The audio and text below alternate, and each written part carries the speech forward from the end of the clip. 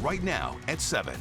We're live tonight with the new campus requirement for tens of thousands of California college students and the potential fallout. I don't really know what to make of UC's requiring vaccination cards. I think it keeps everyone in check. This brings us the third driest year on record in California. Drought, wildfires, and unhealthy air. The warning tonight on Earth Day about a trio of environmental threats in the Bay Area. But some good news, we're just a couple days away from widespread rain, the first that we've seen in the Bay Area in over a month. I'm tracking it hour by hour in the forecast. And severe side effects for some, while others are just fine. What is behind the range of reactions to the first and second vaccine doses? The second shot is the one that usually puts them out. Right now at 7 and streaming on CBSN Bay Area, there could soon be a new requirement to get into California's public universities, and it has nothing to do with academic performance. Good evening, I'm Elizabeth Cook. And I'm Ken Bastida. KPIX 5's Andrea Borba live at Cal tonight, where students and staff may soon have to show a vaccine card to get onto campus. Andrea?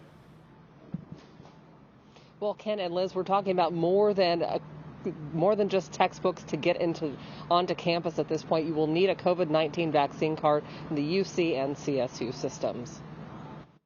Getting a shot at attending a UC in the fall means another kind of shot will be required, a COVID-19 vaccine. The University of California and the California State University system want students, faculty, and staff vaccinated before returning to campus in the fall.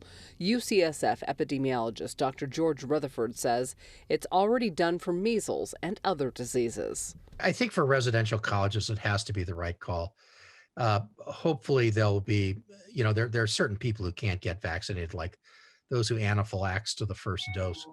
So there'll have to be a very small number of medical exemptions. But UC Hastings law professor Dorit Rice told KPIX 5 earlier this month that vaccine mandates don't run afoul of the law.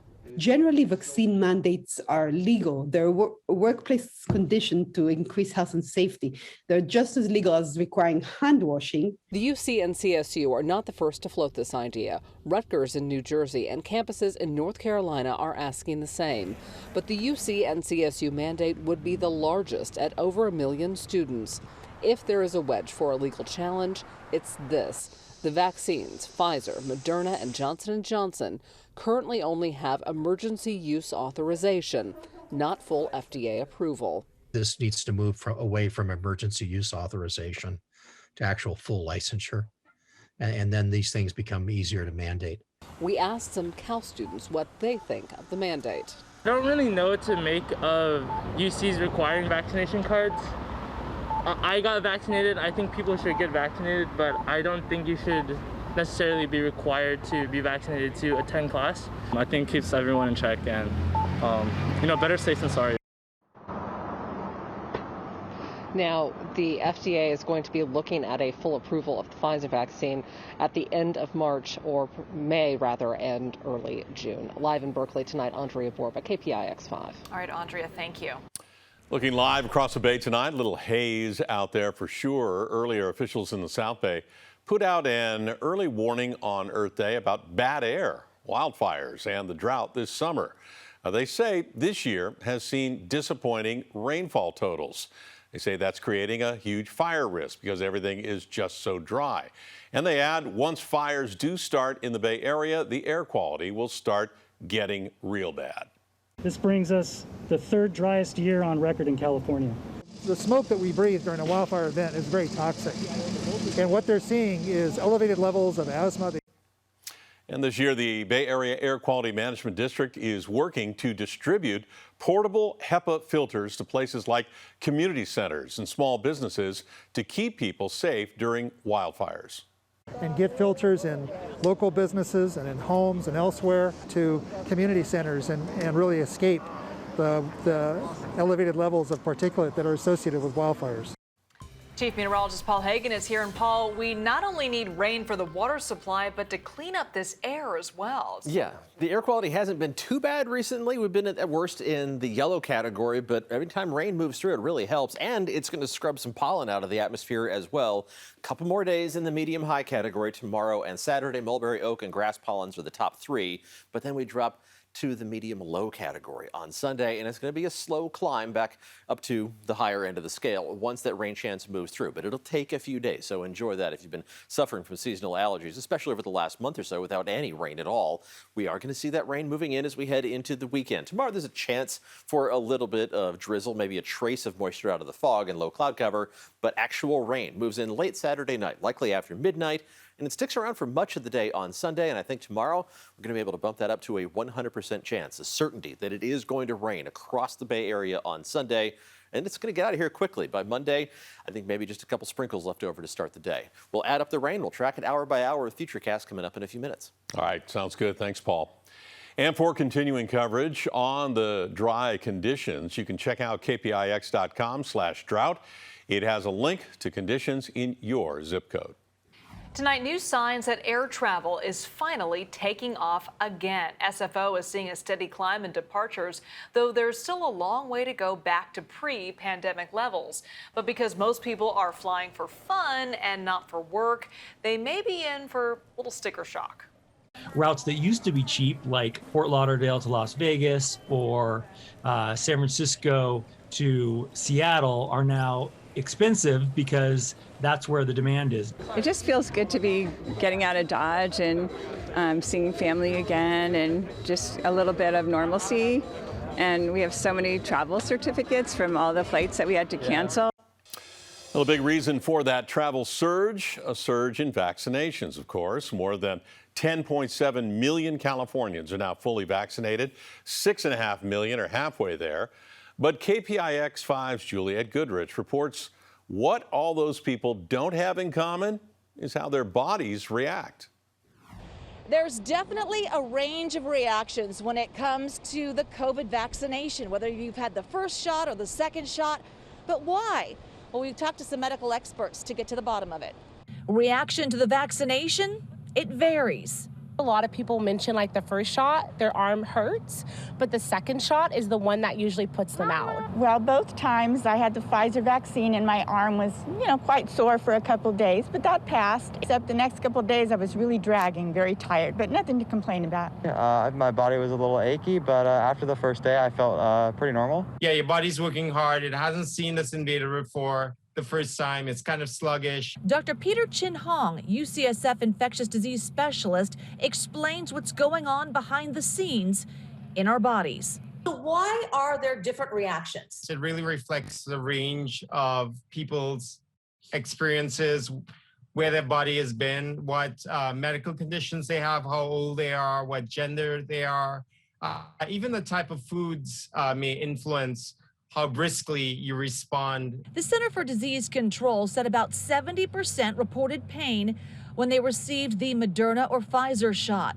Other common side effects included fatigue, headache, and muscle pain.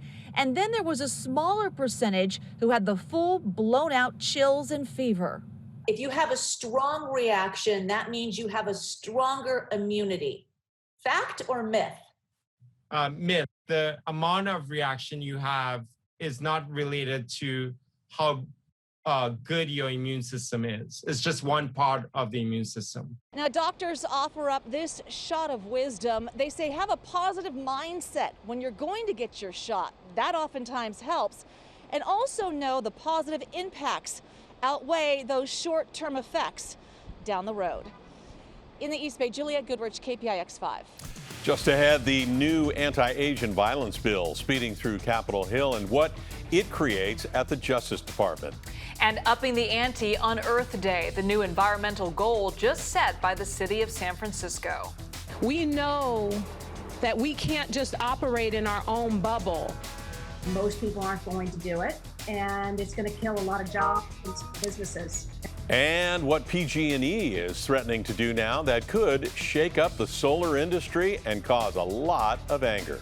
And tonight, neighbors in one East Bay city are celebrating after a big fight over traffic in the skies. So I think going forward, the FAA is going to have to take a hard look at what it's subjecting neighborhoods to. And coming up, all new tonight at 11, how high will the oceans rise? It's a looming question on the minds of homeowners along the coast. Hundreds may be forced to retreat or even abandon their properties. that equates to can't sell your house, and that equates to loss of the value of it. Watch Eye on Earth, Our Planet in Peril. That's tonight on KPIX 5 News at 11. We'll be right back.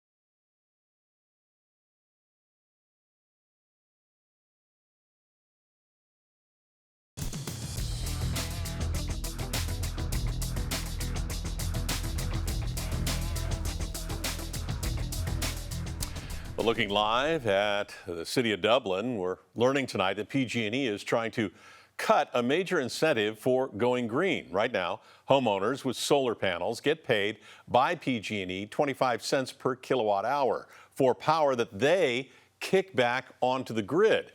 But the utility company wants to cut that rate by half or more. Many people believe the move would lead to more profits for PG&E, less incentives for homeowners who want to go solar and get it installed. We've got to have a solar plan that is equitable, even for people who don't get the benefit. That's why we need to lower the solar tax. Doing that would basically make the economics of going solar bad for consumers. Most people aren't going to do it, and it's going to kill a lot of jobs and small businesses. Now, the Public Utilities Commission is expected to weigh in on this, make a decision on the solar rate cut in January. Let's take a live look outside. Getting a little foggy around the Bay Bridge. Unfortunately, that's just fog and not rain, but it's coming. Yeah, it's coming. Sunshine inland And summer in the city in its own special way, Paul. Yeah, the June gloom here about 6 weeks early, and it looks like a similar scenario to at least start the day tomorrow. Not much change on Friday. Mild inland, but still cool by the water. We are going to be seeing, I think, a little more sunshine peeking through during the afternoon. But then the clouds thicken up for everybody, even inland on Saturday. That means cooler temperatures. And then that rain, likely by late Saturday night and continuing into Sunday. We'll track that on Futurecast in just a second. Looking outside right now, down towards Oracle Park, where the Giants are taking on the Miami Marlins. A rather raw evening for a game with temperatures in the upper 40s, lots of gray skies overhead, and a decent breeze as well. But temperatures farther inland aren't much warmer. Mid-50s right now in Concord, San Jose, and in Santa Rosa, even though you're seeing more sunshine. Temperatures are going to retreat down to the mid to upper 40s, so not a huge drop from where we are right now. And that cloud cover is going to spread back inland as we head through the rest of tonight, but it should back up towards the coast pretty quickly as we head through the day on Friday. Temperatures are going to be affected by the wind pattern, as always. It's still going to be an onshore wind, but it's not going to be as strong. So during the afternoon, the strongest gusts we're seeing are basically around 10 to 15 miles an hour. It's not strong enough to push that cool air really far inland. So while it's still going to be cool along the coast and around the bay, temperatures further inland have a better chance of getting back into the 70s. Mid-50s along the coast, mid to upper 60s around the south end of the bay, but steadily warmer as you head into the Santa Clara Valley. Low 70s there, including 72 in San Jose. Temperatures mostly in the low 70s for the Tri-Valley, with the warm spots reaching the mid to upper 70s east of the Diablo Range. Upper 50s in the city by tomorrow afternoon, low to mid 60s on the east side of the bay, with temperatures farther north. As you go farther inland in the North Bay, you're going to warm up more than you did today. You're going to be able to shake the clouds, so temperatures will climb back up mostly into the 70s.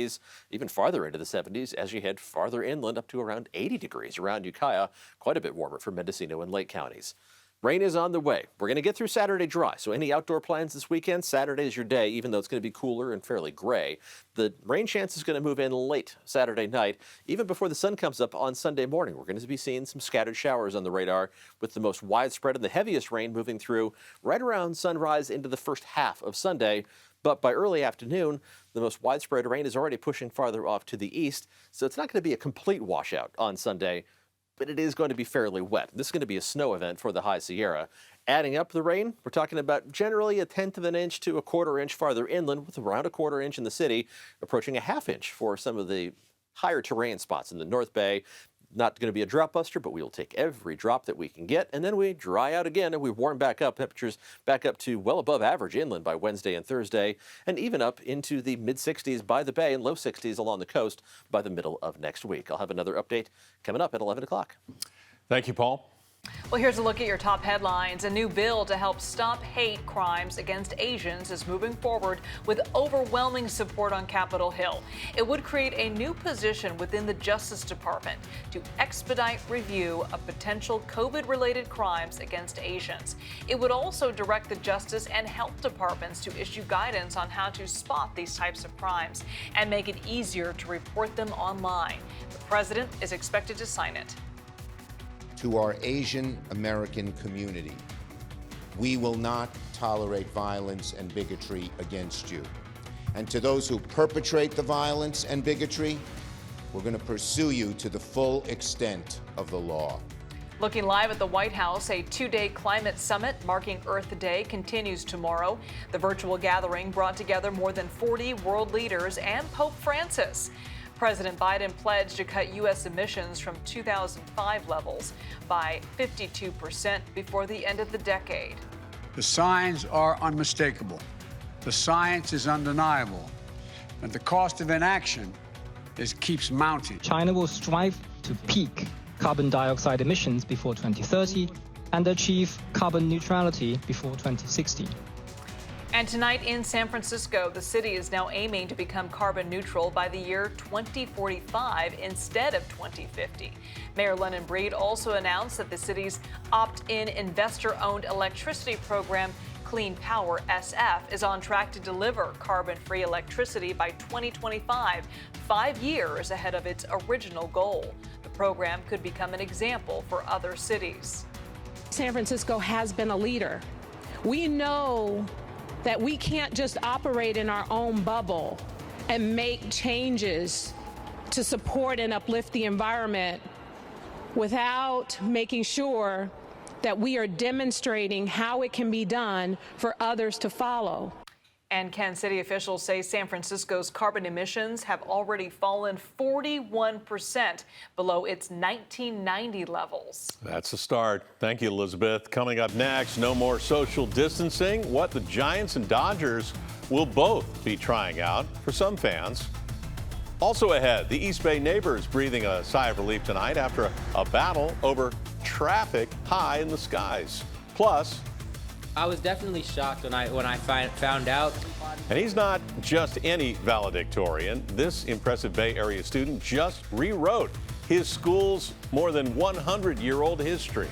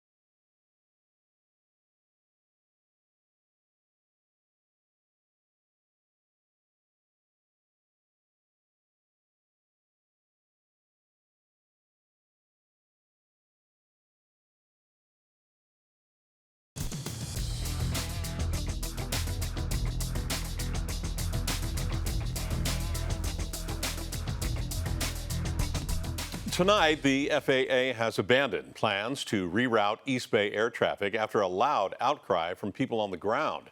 The plan would have moved the Windsor path west from the East Bay Hills to the Oakland, Berkeley, and Richmond flatlands. Well, opponents argued that part of the East Bay is already subject to more than its share of pollution from the I-80 corridor. So to add this air highway to that ground highway traffic and emissions would be unjust. When the planes are dispersed, yeah, you get some noise, but maybe you get 10 or 15 planes a day as opposed to 100 a day. Big difference. And let's take a live look at Oracle Park. The Giants are expected to test out a new section for fully vaccinated fans tomorrow when they host the Miami Marlins. According to the Chronicle tonight, the Giants are hoping to more than double the capacity at Oracle Park next month if the city approves. The Dodgers will also be testing a section for fully vaccinated fans at Saturday's game against the Padres. Masks will still be required, but fans will be seated directly next to one another. And up next, this East Bay student just rewrote a surprising bit of history at his high school, and he didn't even know it.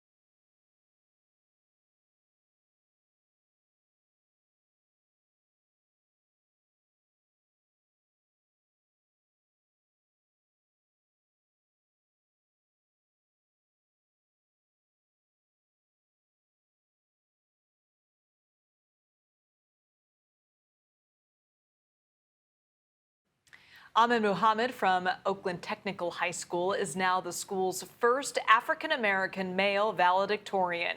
He's an athlete with a 4.7 GPA, and he's been accepted to 11 universities, including Stanford and Harvard. And he founded a nonprofit that donates science kits. He does everything. He says he didn't even know he was making school history. I was definitely shocked when I found out. You know, the school is over 100 years old in the middle of Oakland. And so I'm really surprised that there hasn't been a black male valedictorian before. I'm on the basketball team. I have been for 4 years. I love it. We're pretty good, too. I'm going to put that out there. You know, Oakland Tech Bulldogs. And he also loves chess, of course. We have an extended story on Ahmed on KPIX.com. It is so inspiring.